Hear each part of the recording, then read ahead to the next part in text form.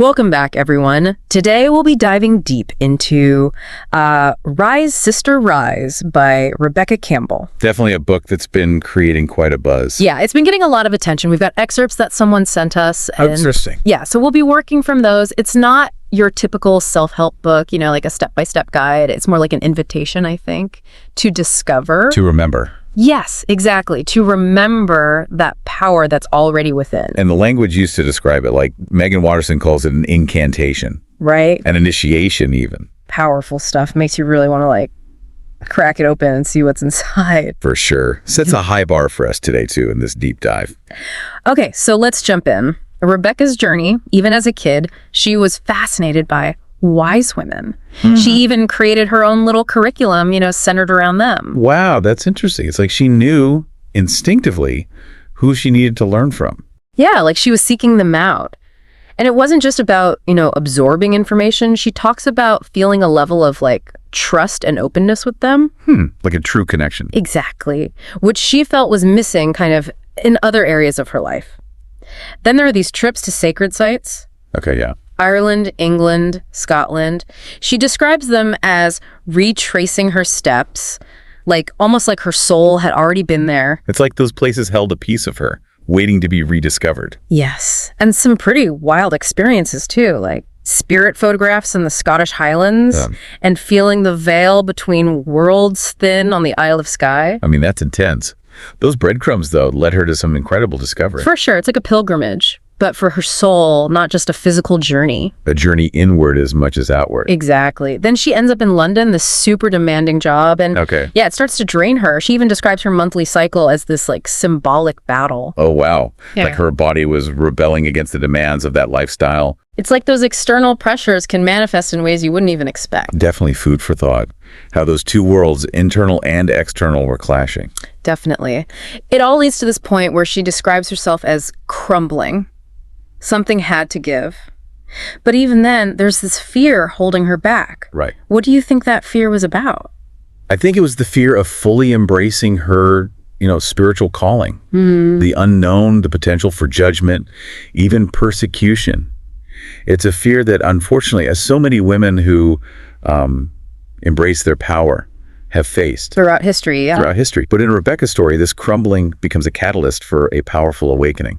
And that's where we get to this Kundalini Shakti awakening she describes. Yes. Now, for those who might not be familiar with this concept, could you explain what this represents? So the Kundalini Shakti is often described as this dormant energy coiled at the base of your spine. Okay. And when it awakens, it can be, intense, physically, emotionally, even a shift in consciousness. And Rebecca describes it as this powerful force, like it shook her to her core, brought up past life memories. He even talks about seeing the blueprint of life and feeling the Earth's pulse. It sounds both amazing and kind of overwhelming. Totally. What's interesting is she connects this to a bigger shift, especially around 2012. She frames it as a collective rising of the feminine. Oh, interesting. Lifting the veil of silence that's kept women's voices suppressed for so long. So her personal journey becomes part of this larger kind of tapestry of change. Powerful. And how does all of this feed into the main message of Rise, Sister, Rise?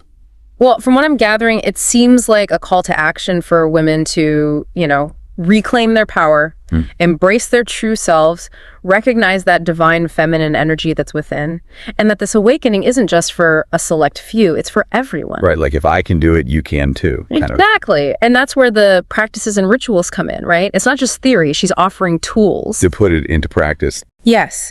And one practice that really stands out is chanting. She describes it as having this profound impact on her. I can see why that would resonate so deeply. Really? It's like connecting with something bigger than ourselves, tapping into this collective energy that's been passed down. Like a chorus of voices. Exactly. Voices that have chanted those same words, carrying their energy and wisdom. It's like a homecoming. And speaking of lineage, there's this ritual she describes called the White Springs ritual that's particularly meaningful for her. Can you tell us a bit more about what this ritual involves and why it's so significant for Rebecca? Well, from what I understand, it seems very personal, connected to her transition into womanhood and letting go of ancestral patterns.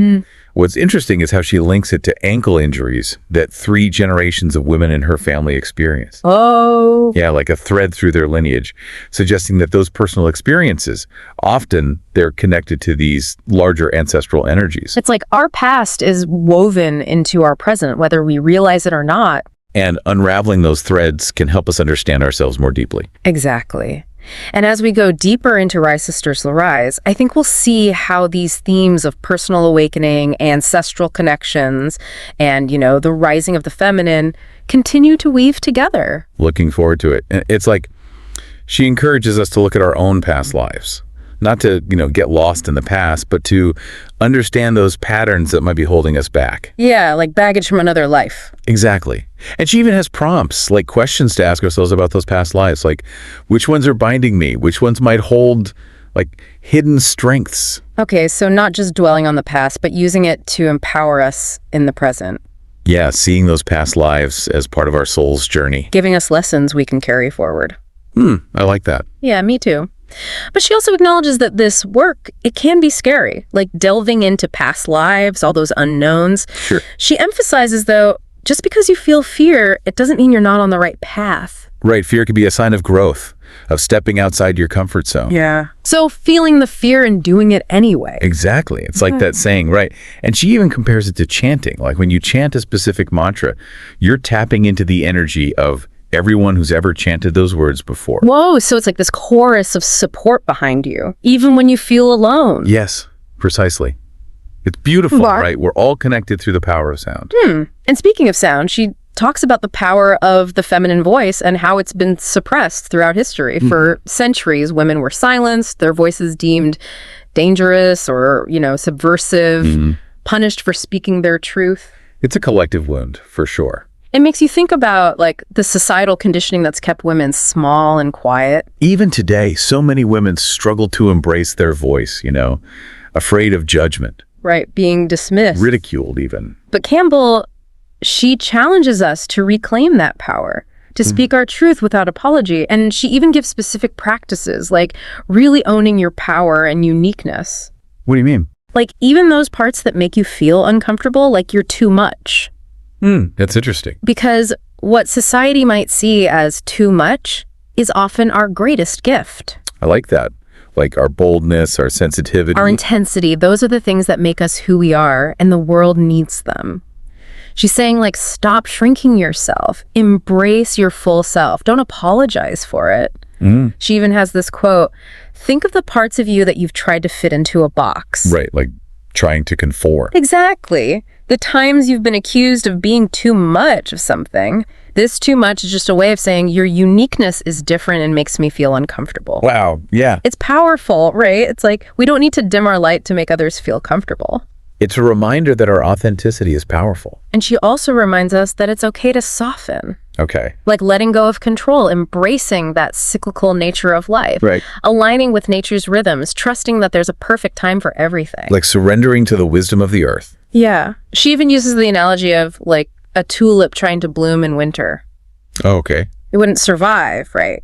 It needs to wait for the right time. It's a good metaphor, like trusting the timing of our own lives. Exactly. There's no need to rush or force anything. Sometimes the most powerful thing is just being present. With where we are, trusting the process. Right, knowing that everything is unfolding as it should. Now, she also talks about this idea of being spirit-earthed. Yeah. What do you think she means by that?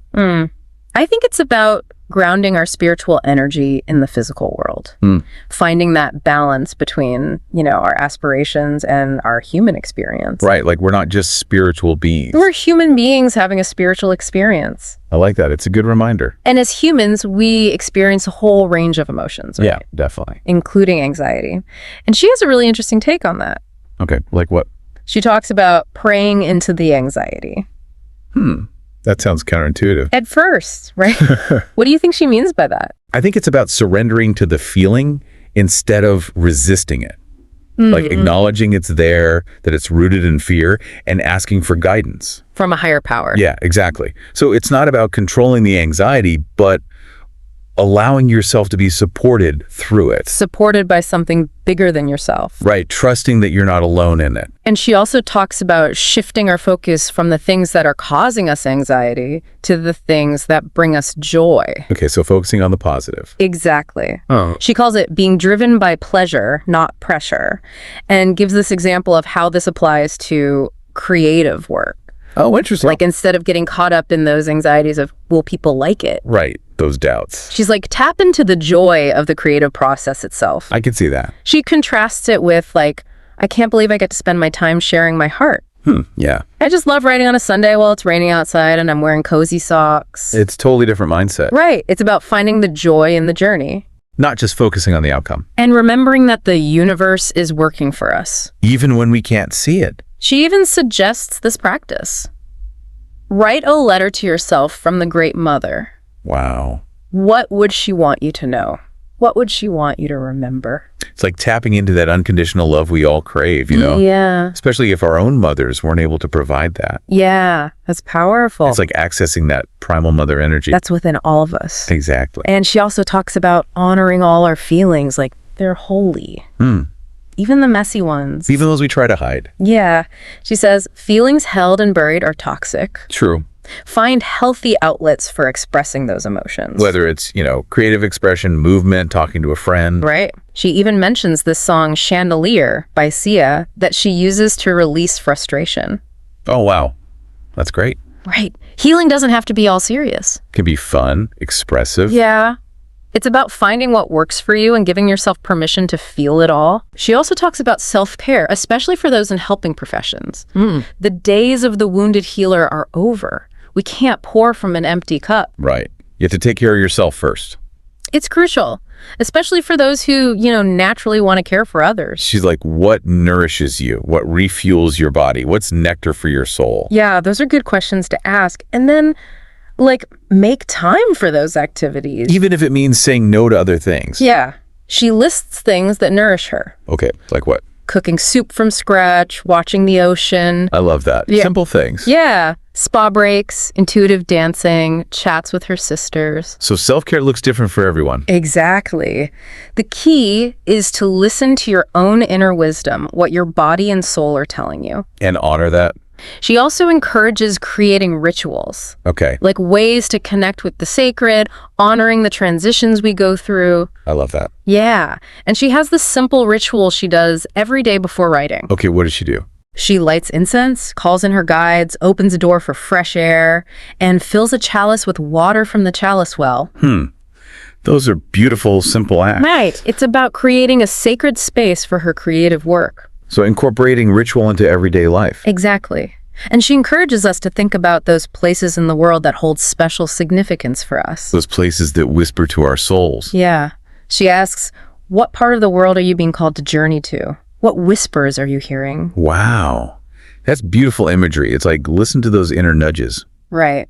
They're guiding us. Sometimes they're loud, sometimes they're subtle, but they're there. Leading us to where we need to be. I love that. And she reminds us, we're not alone on this journey. No, we're not. We have our ancestors, our guides, our sisters. Although supporting us. And she even has this mantra to connect with this collective energy. I allow myself to be held and deeply supported by my constellation of sisters, both those I know and those I have never met. When I rise, they rise alongside me. When they rise, I rise alongside them. Chills. That's so powerful. Right. It speaks to this interconnectedness of feminine energy. Like we're all part of this web. And calling in our sisters, it's not just about surrounding yourself with women. No, it's deeper than that. It's about showing up authentically. Being vulnerable. Yeah. Creating a safe space to share our whole selves. Holding space for each other without judgment. Right. Allowing each other to be messy, imperfect, human. She asks, can you hold space for others without fixing them or turning the attention back to you? Who in your life has the capacity to hold space for you? Those are good questions to reflect on. Who are the people in our lives who allow us to be fully ourselves? Without expectations, without judgment. Exactly. And she also challenges us to look at how we might be judging other women. Especially those doing work we admire, Yeah. It's easy to get caught up in that. And she encourages us to look beneath the judgment and see if there's something we're being called to create. Instead of focusing on what others are doing? Yeah, she asks, who have you been judging harshly? What's beneath your judgment? Are you able to see her as a woman who is doing her best in her own unique way to find the courage to step forward and rise? Rather than focus on her or what she stands for, if you turn around the focus, is there something that you are being called to create? Wow, that's a powerful shift in perspective. Right. It's about reclaiming our creative energy. Instead of getting stuck in comparison and judgment, We can focus on our own path and allow others to do the same. there's enough abundance for everyone. Exactly. No need for competition. Let's lift each other up. Celebrate each other's successes. Yes. And she says, instead of raising them up to giddying heights, start by recognizing that the thing you see in them is likely to be the same thing that is rising in you. What is in you may only be a seed, but it is still there, and seeds were created to rise toward the light. I love that. It's like those feelings of envy. They can be a signpost pointing us towards what we need to cultivate within ourselves. Exactly. What we see in others is often a reflection of what's already present within us. And instead of seeing it as a threat, we can see it as inspiration. Right, like fuel for our own growth. And she also talks about honoring the women who came before us, the ones who paved the way. Standing on the shoulders of giants, right? Exactly. She says, when you choose to rise, you tap into the collective strength of an ocean of women who, despite the circumstances, found the courage to rise. We're part of this lineage of strong, courageous women, and we can draw strength from their legacy. And we can honor those who are still with us, the women in our lives who inspire and support us. She asks, do you currently have a circle of women that you connect with? If you were to organize a circle of women to come together, who would you invite? It's an invitation to create those meaningful connections, Those supportive spaces. recognizing that we're stronger together. And she also acknowledges the challenges even within feminist circles. Right, like what? This new form of persecution, this pressure to conform to a certain ideology, and anyone who deviates is judged. Like a new set of rules. It's like true empowerment comes from embracing our individuality, And allowing others to do the same. even if their choices don't align with our own. It's about creating space for diversity of experience. Recognizing that there's no one right way to be a woman or a feminist. And she even addresses that age-old question, is she mad at me? Oh yeah, that one. Which comes from that distrust we were talking about earlier. It's like instead of letting those assumptions fester, Communicate openly. right, challenge those assumptions. And she has interesting things to say about jealousy, seeing it as a potential signpost, Okay, like pointing us towards areas where we might be holding ourselves back. we're giving our power away. Yeah, so instead of getting stuck in envy, use those feelings as fuel to create our own version of what we desire. I like that. It's all about recognizing that we all have something valuable to offer. And that's what she means by rise, sister, rise, right? Yeah, I think so. It's a call to embrace our true selves, support each other, and create a world where all women can thrive. And she doesn't shy away from the challenges that come with that rising. No, she acknowledges there will be times when we feel lost, afraid, unsure, It's part of the process. those growing pains. She asks, how am I playing small for fear of being misunderstood or judged? That's a good one to reflect on. Where are we holding ourselves back? Right, and she talks about assembling a birthing team, Okay. a group of trusted allies who support us as we create. Like midwives for our dreams. Exactly. She says, who are your team of midwives who can help you birth this project or a transformation of yourself into the world? It's like recognizing that we need support, encouragement. And guidance.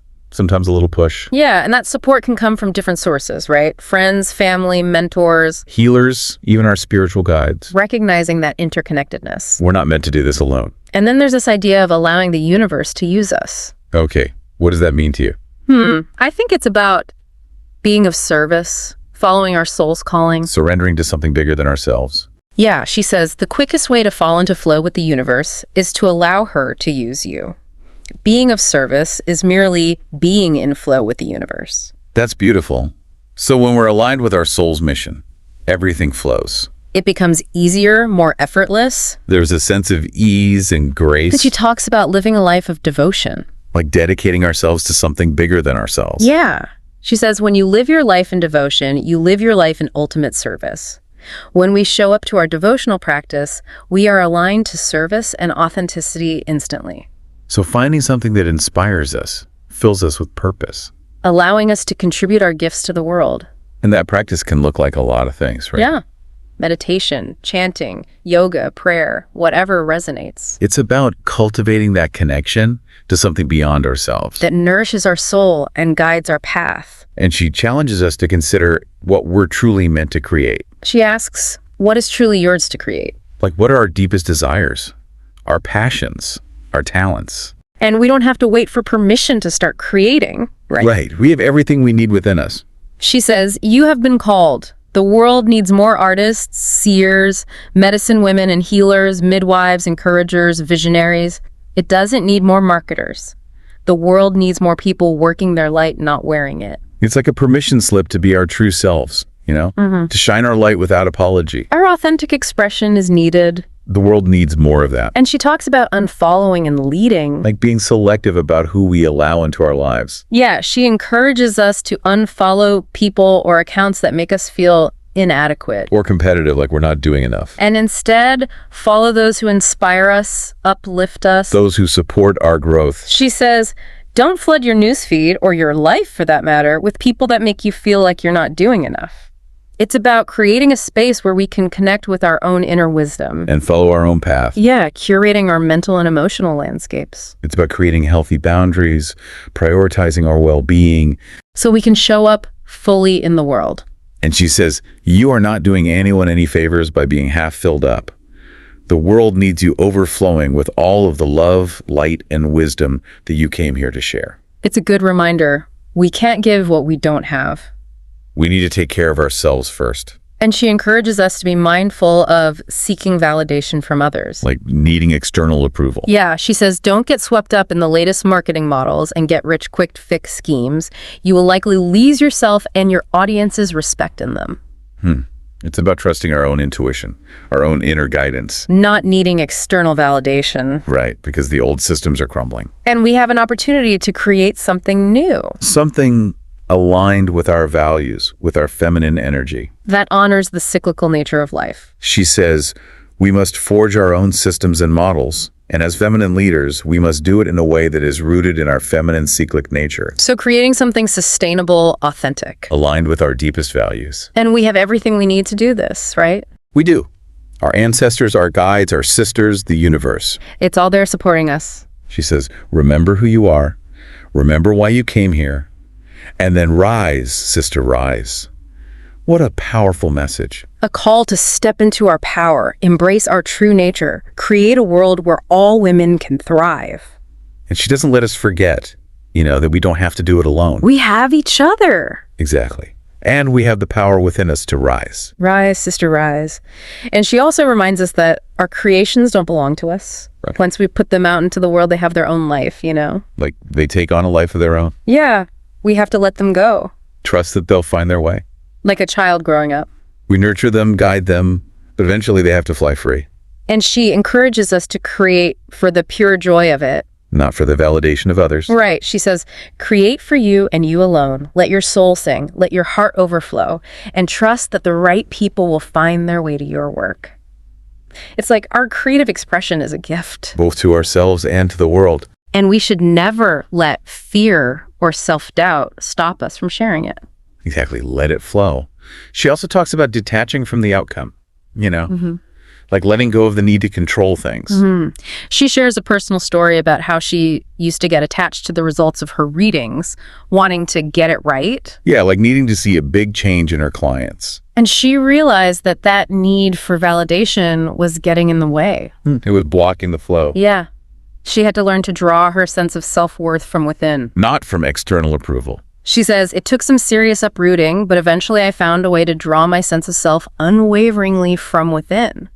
That's powerful. Like our worthiness comes from within, not from what others think. Absolutely. It's a good reminder for all of us. She asks, are you attached to what people think of you? Like, are we letting external validation dictate our choices?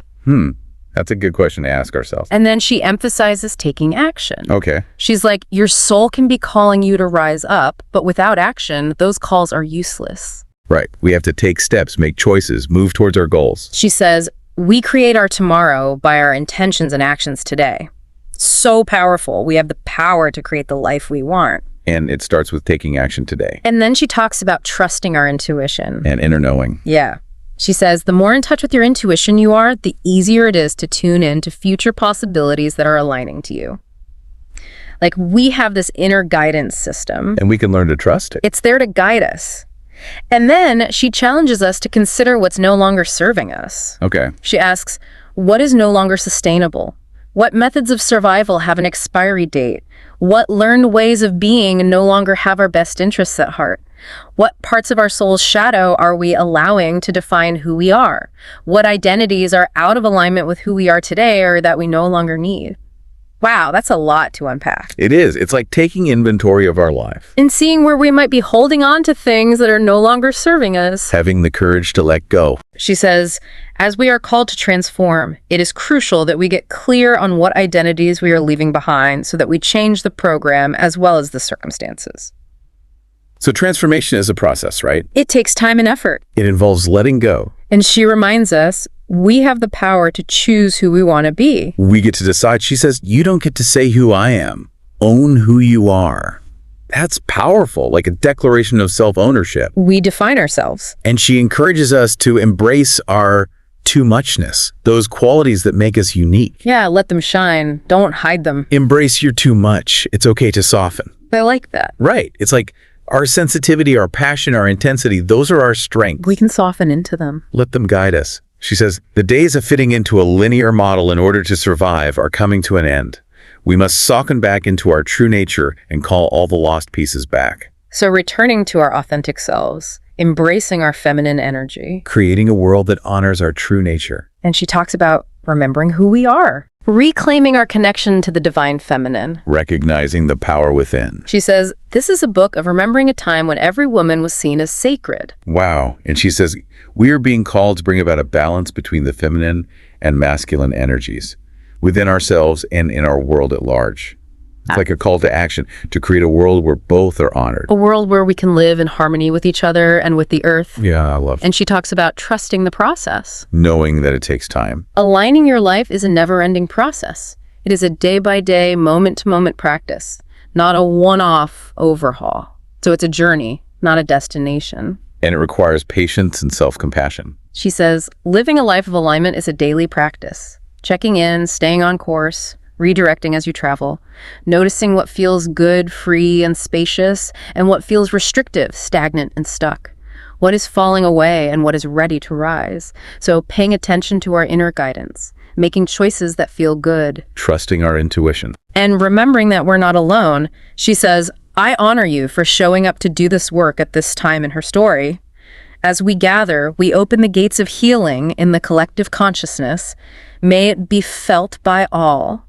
I believe in you, us, and all of this.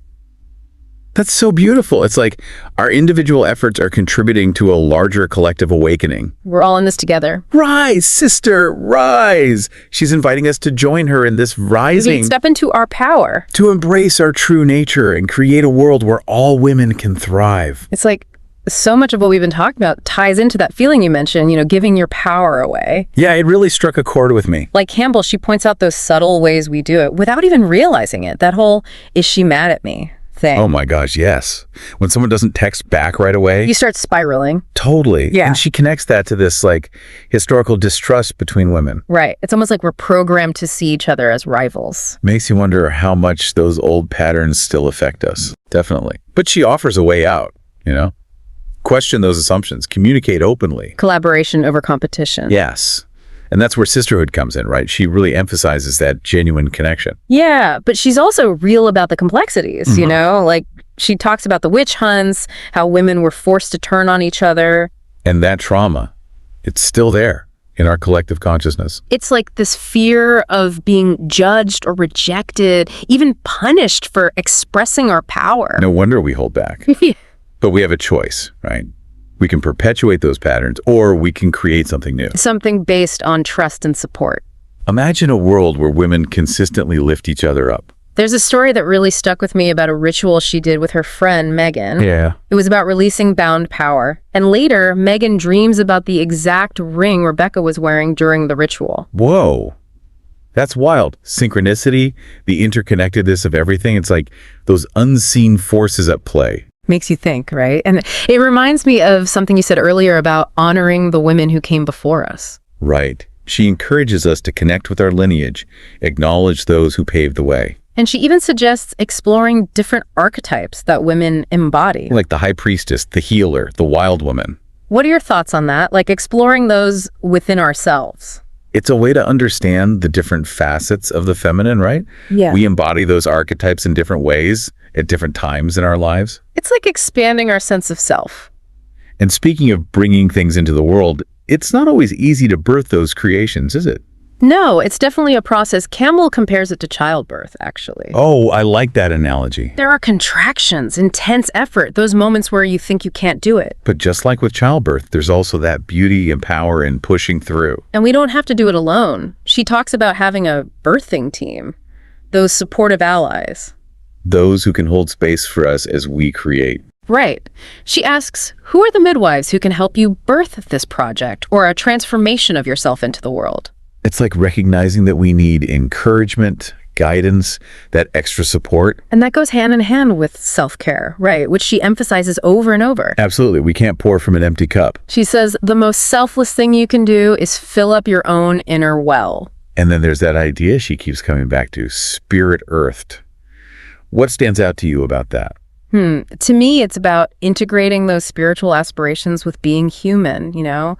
We're not meant to be disconnected from our bodies, from this earthly experience. It's like finding that balance between heaven and earth. Between dreaming big and taking grounded action. So as we wrap up this deep dive, what are some key steps you'd encourage our listener to take to cultivate self-care, embrace their authentic voice, step into their power? I think it starts with awareness, you know, becoming aware of how we might be giving our power away, dimming our light, holding back. Right. Once we see those patterns, we can start to shift them. And find your birthing team. Surround yourself with people who believe in you. Those who encourage you to rise. And most importantly, trust your intuition, that inner voice. It knows the way. Thanks for joining us on this deep dive into Rise, Sister, Rise. We hope you feel inspired to connect with that power within and rise to your full potential.